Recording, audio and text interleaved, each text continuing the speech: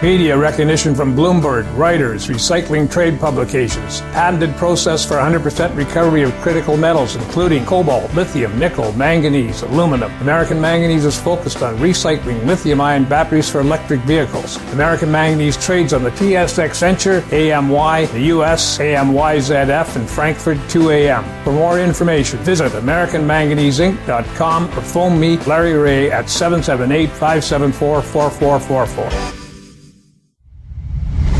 You're listening to HowStreet.com radio, available online at TalkDigitalNetwork.com. Welcome to HowStreet.com radio, the online source for market opinions. Here is Jim Goddard. My guest is Victor Adair, recently retired from nearly 50 years of being in the brokerage business in British Columbia. His website, victoradair.ca. He's still very active in the markets and keeps a close eye on them. Welcome back to the show, Victor. Well, thank you, Jim. You know, it's always a pleasure to talk with you. Well, where do we start? Inflation at a 40-year high. Real estate markets have been soaring and starting to correct. Stock markets are plunging. The U.S. dollar at a 20-year high. The Canadian dollar diving like a submarine with screen doors. Where do we want to start this whole schmozzle? You know, I think a good place to start is with interest rates, and let's just, set a long-term time frame here. You know, for the last 42 years or so, interest rates have been declining since Volcker took interest rates up to about 20% on short-term rates to kill the inflation that was created certainly in the latter half of the 1970s. So that 40-year or so decline in interest rates was a great background for the rally we had in the stock market and real estate market during that period of time. Also the demographics of the baby boomers, sort of coming from age, becoming adults, I should say, and doing all the things that adults do through that period of time. So we've had, I think, this declining trend in interest rates that's been in existence for most of the adult lifetime of most of the people that will probably be listening to the show. And I think that changed. In the summer of 2020, August precisely, interest rates hit what seemed to be like a 3,000-year low. We had the COVID panic in March of 2020. Central banks all around the world freaked out, printed money like there was no tomorrow, lowered interest rates to practically zero, or in many big places below zero. And in addition to that, governments got into the act like never before in peacetime. Deficits didn't matter anymore, and money was printed like there was no tomorrow.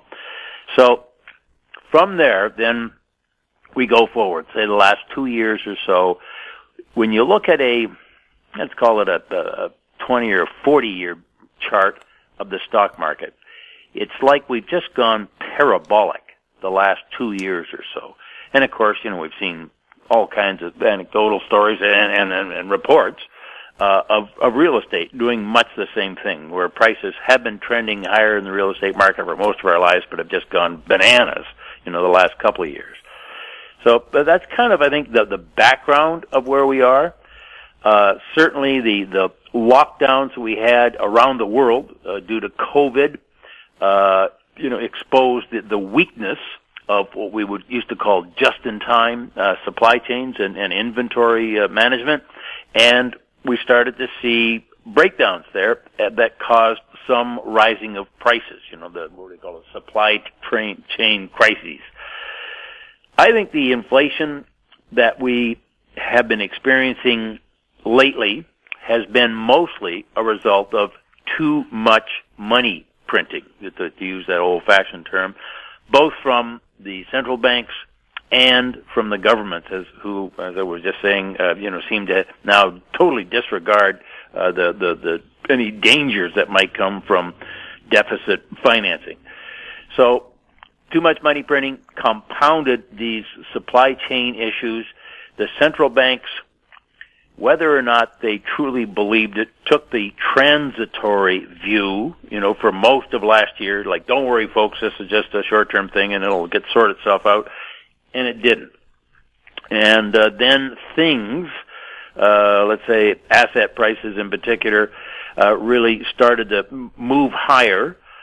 In the stock market, we had these expressions like fear of missing out and there is no alternative.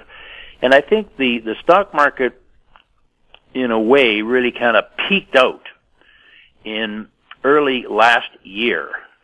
Certainly that was when things of a more speculative nature, you take a look at one of the poster childs for that was ARK, that, invested in all kinds of companies that someday would be something fantastic.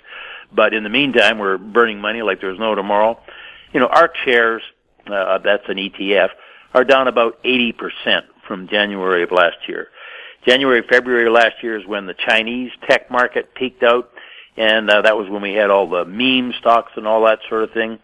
And then but the broad market, the indices, the way you're talking about the NASDAQ index, Dow Jones, Toronto, the S&P, whatever, the indices continue to go higher, but they masked what was happening on the inside of the stock market as capital was shifting from sector to sector. So here we are now into sort of, got the bit in our teeth, as it were. The Fed seems to be trying to cool demand. They can't do anything about the supply chain issues, but if they can cool demand, which would mean, likely, nobody likes to spit this out, but it would mean rising unemployment and a slowing economy, perhaps even a recession, that will cool demand, and that might take the heat off of inflation. So we're having markets try to react to that in various ways, and I'll tell you from where I sit here in front of my screens, the action is probably as wild as I've seen it in some time. Certainly it reminds me of, say, the fall of 2008 when we were repricing a lot of things, or even just more recently when the market was adjusting to the fact that the world was getting clobbered by COVID back in March of 2020. The S&P 500 index is down about 18% from all-time highs at the beginning of the year. The Dow down 15%. The NASDAQ nearly 30%. Where do you think we go from here? This is clearly, my answer is it really depends on your time frame. As I mentioned just a few minutes ago, you look at a long-term chart, a 20, 40-year chart of the stock market, we've gone parabolic here the last couple of years, and we're correcting. In gross terms, forgive me for not having this precise, but we've corrected about, this is the broad indices, about 1/3 of the gains that we've made from the COVID lows. That's in the major indices.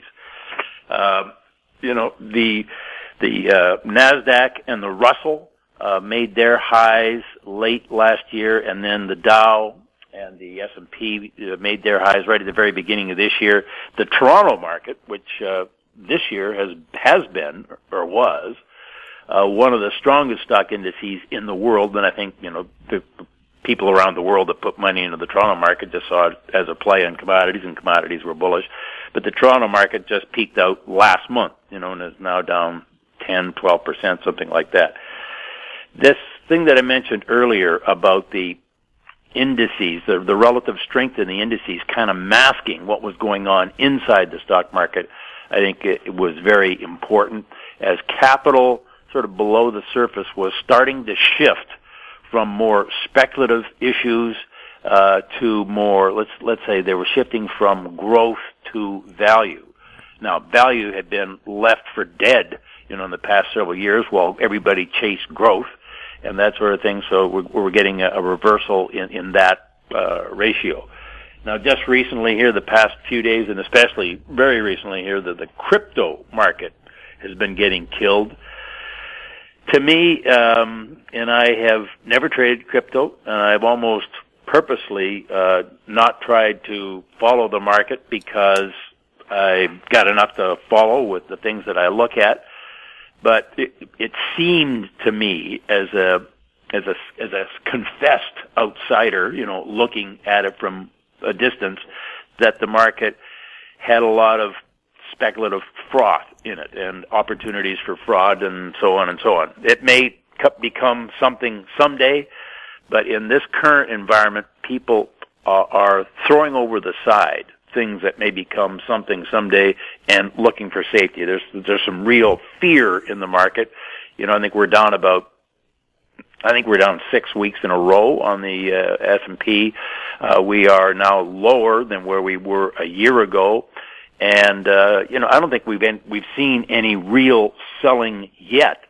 One of the things I focused on in my blog over the last year and more is what we call passive investing, and that the capital that's been flowing into passive investments. And explain what that is very, very simply.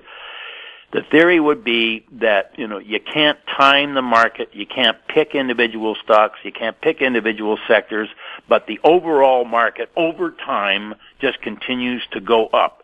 So you want to buy the whole market, on a regular basis, hang in there, don't freak out if there's a correction, and, you'll retire rich.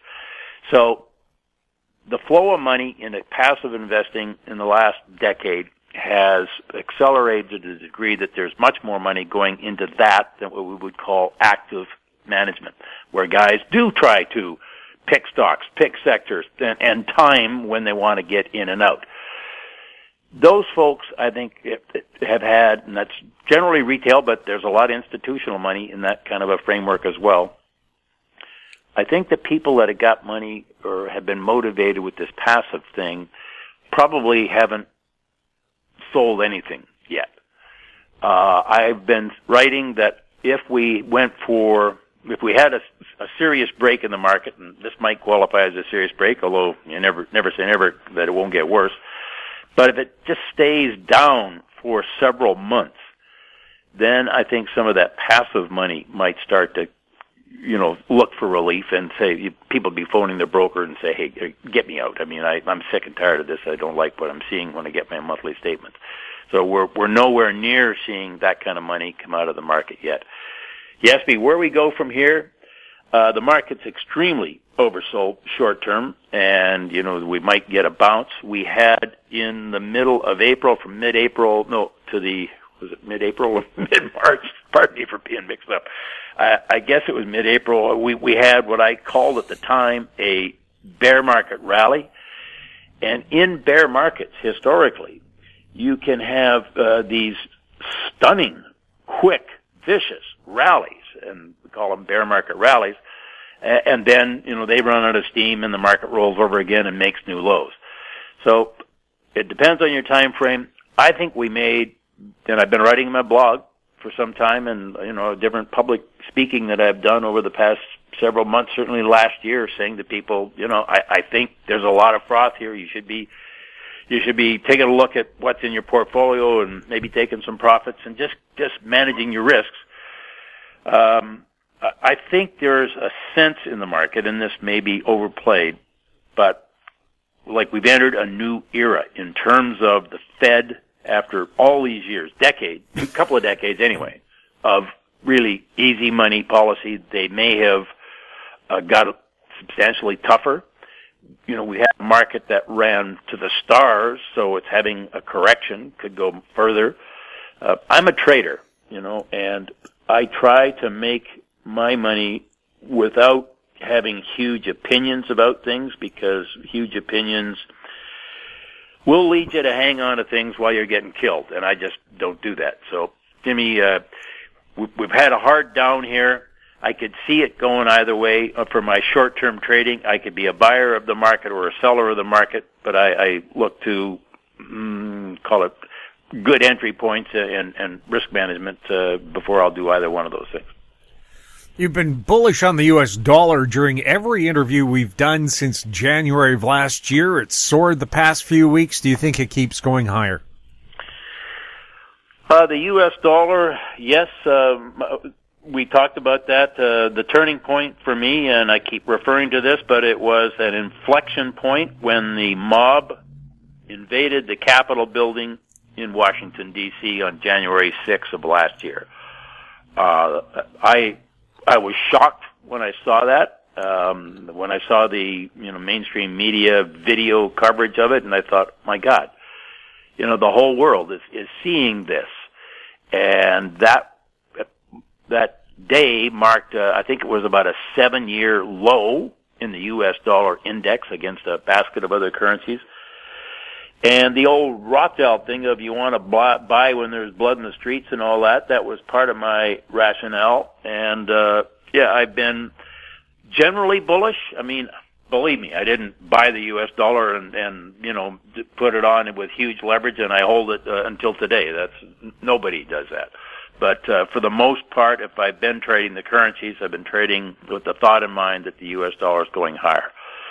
Lately, and really when I say lately, since the Russian invasion of Ukraine just set off all kind of alarm bells, the U.S. dollar has just been on steroids here to the upside. Now, the other side, when I say the U.S. dollar, it's got to be against something else.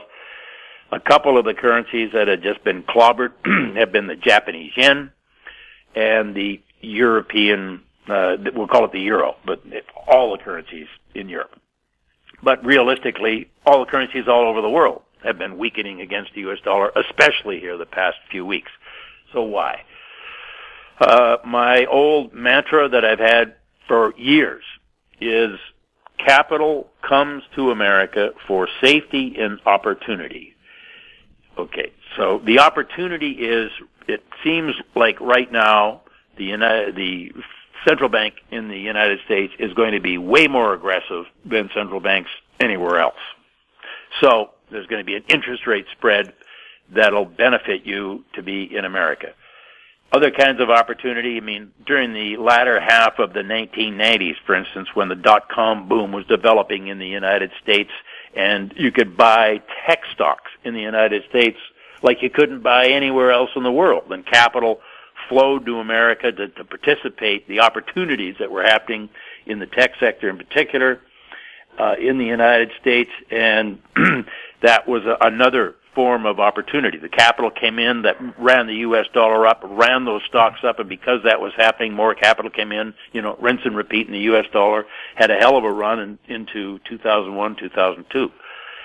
The other side of where we're at here now is safety. I mean, when I see the euro just getting clobbered, and the Swiss franc as well, which is really amazing, getting clobbered here relative to the U.S. dollar, I mean, that's capital in a way voting with its feet. Like Europe is knee-deep in problems, whether it's energy issues, whether it's, the bear is at the back door and who knows, where Russia's going to go from here, that sort of thing. And instead of sticking around and, taking your chances, so to speak, capital has come to America. So, right lately here, I think the U.S. dollar has been pushed higher because of fear. As capital leaves other places. And certainly interest rates have been, or the market is thinking that interest rates will remain higher and maybe even get even higher than other places, and that's pulled money into America. Now, another old adage that I have about the currency markets is that trends in the currency markets go way further than you think makes any sense, and then they turn on a dime and go the other way.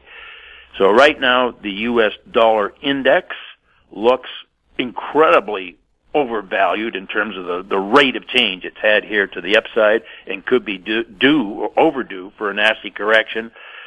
But, as I'm saying, these markets just go way further than seems to make any sense. The climb will actually feed on itself as people that maybe are still holding the euro start looking at each other and say, are we goofs? Are we idiots here? Well, look, the euro's going down, down, down. Let's get out of it. So at some point, we will have a V-shaped turn, and the U.S. dollar will go the other way. But, it's not today.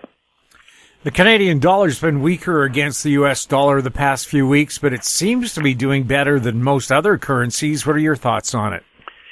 Yeah, the Canadian dollar, let's just take that expression I talked about, how capital comes to America for safety and opportunity.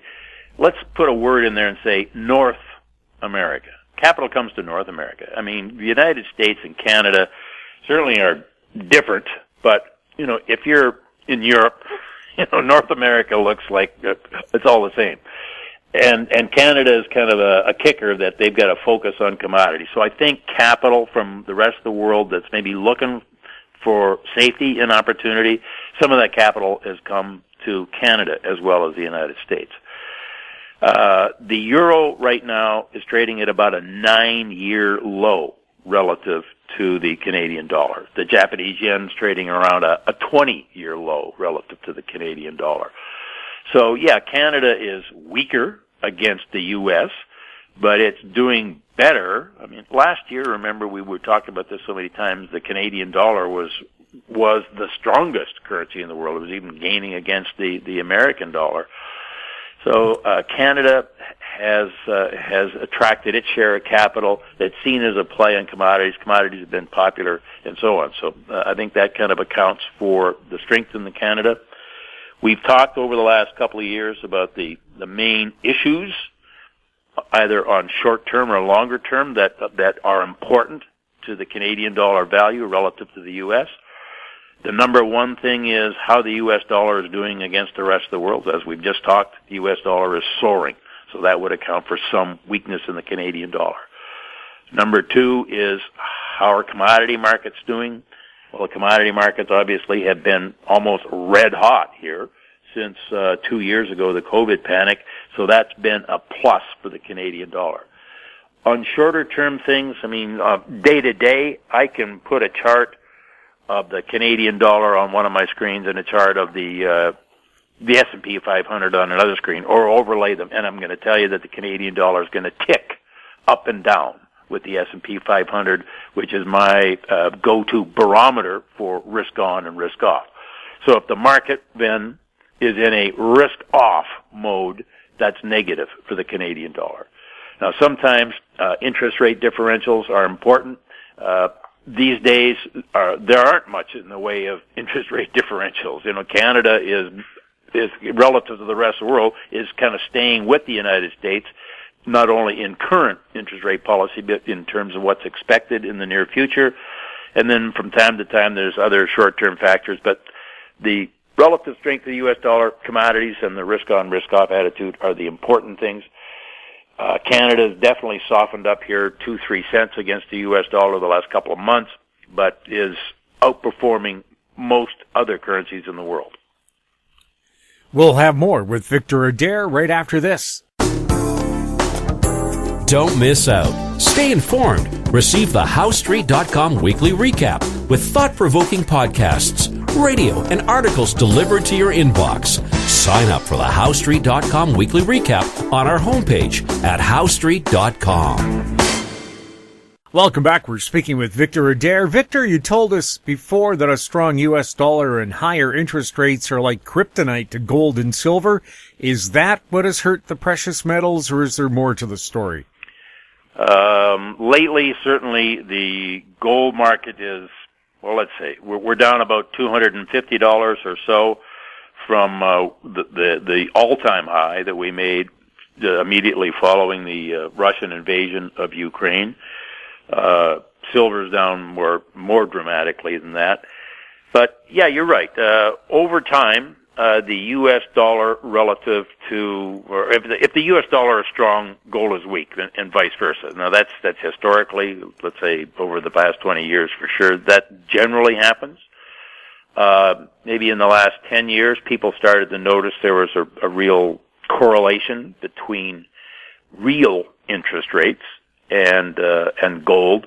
In other words, if real interest rates were negative, that was good for gold. If real interest rates were positive, that was not so good for gold.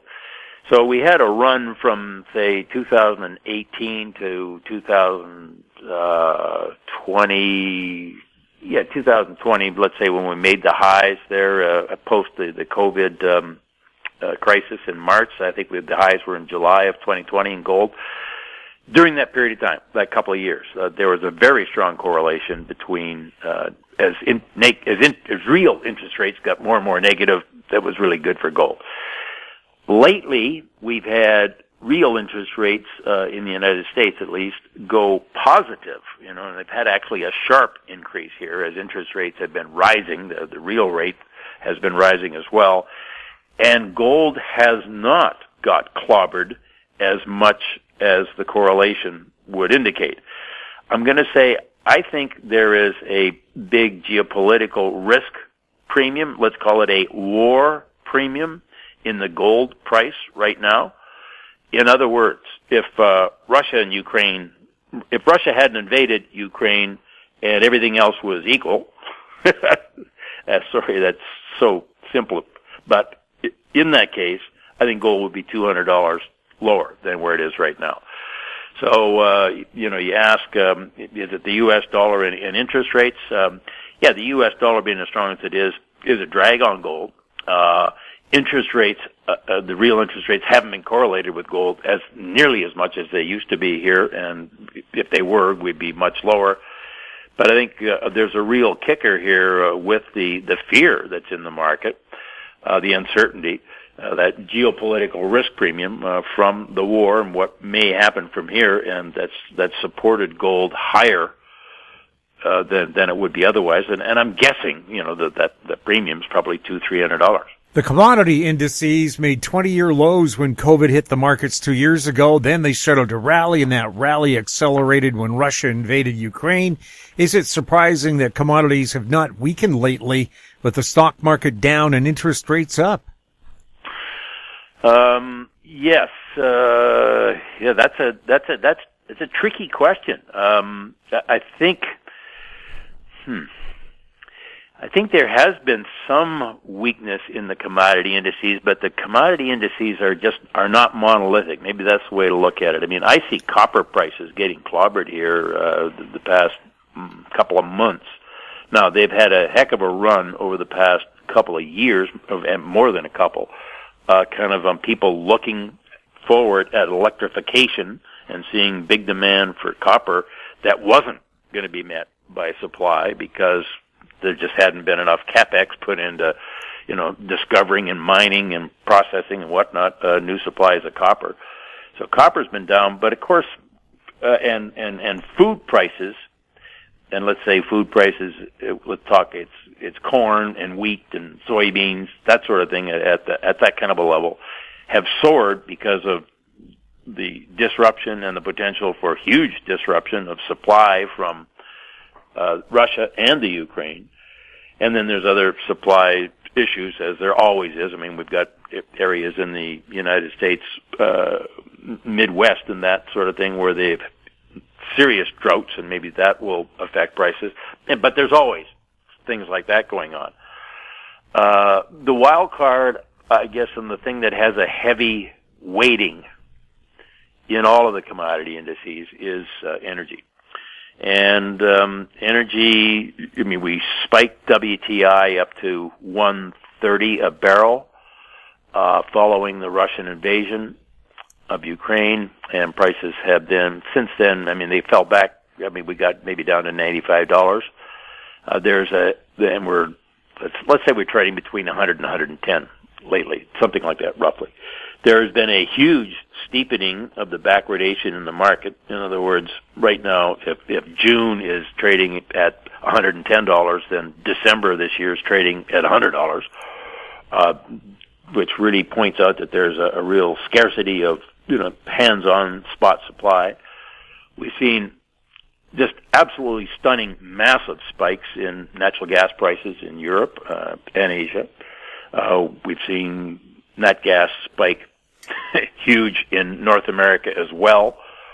And I can't help myself, but I got to go to what I call the ass-backwards energy policies that we've had in the Western world that have left us in a precarious position.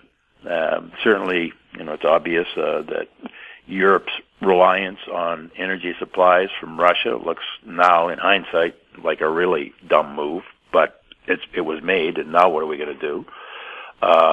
Germany deciding to shut down their nuclear generating facilities looks like maybe that wasn't such a good idea. The hostility that we've seen toward fossil fuels throughout the world, but particularly, in the democratic nations of the West, whether it's Canada with our government, the United States, Europe, and so on, the hostility toward fossil fuels, while everybody had this notion that we needed to stop that and stop it virtually immediately, and we're going to save ourselves with windmills and solar panels, is we're getting hurt by that right now, and we're going to go forward here into a precarious energy supply environment because of those policies. And there seems to be, in some respects, I think, from some of maybe the more extreme folks, some joy to see that these prices are high, and that feeds through, if fuel prices are high. And let me just back up for a sec on that. One of the things that really gets me about the energy policies is how, in the ESG environment we've had here the past decade or so in particular, there has been virtually no new refining capacity built, while there has been older refining capacity shut down. So we have diesel prices now and jet fuel prices that would be historically the kind of prices you'd expect if WTI was trading between $150 and $200. Well, it's not. We're at $100. And the reason that we have those really high prices in diesel and jet fuel, and gasoline to a lesser degree, are because we don't have the refining capacity. Well, who was going to build a hugely expensive refinery if you were going to be told by the local bureaucrats 10 years in the future you had to shut everything down and so on? So they didn't get built, and nobody wanted a refinery in their own backyard, and on and on and on. I just think we're going to have some pretty volatile action in the commodity markets. Short term, we've had a pretty terrific run up in commodities. We just talked about gold has come off, silver has come off, copper's come off. Maybe some of the other markets, the other commodities will be susceptible to that decline that you've talked about in the stock market. Your neighbor sneezes and you catch a cold. But I think I'm more likely inclined to subscribe to the view that we are going to have a supply issue. In other words, we're going to have more demand for commodities going forward than we're going to have supply, and that's going to be a major boost to commodity prices, big picture wise over the next few years, unless, of course, we go into some dark recession-induced depression, and then, we won't have the demand, then we won't have to worry about it. In your weekly blog, VictorAdair.ca, you have a section called Thoughts on Trading, where you write about how you trade. One of your core beliefs is that risk management is critical to you. Well, just how critical? I'll tell you how critical, Jim. A lot of people go to conferences and that sort of thing, and they listen to the speakers, and maybe they want confirmation, from the speaker that what they have already done was the right thing to do.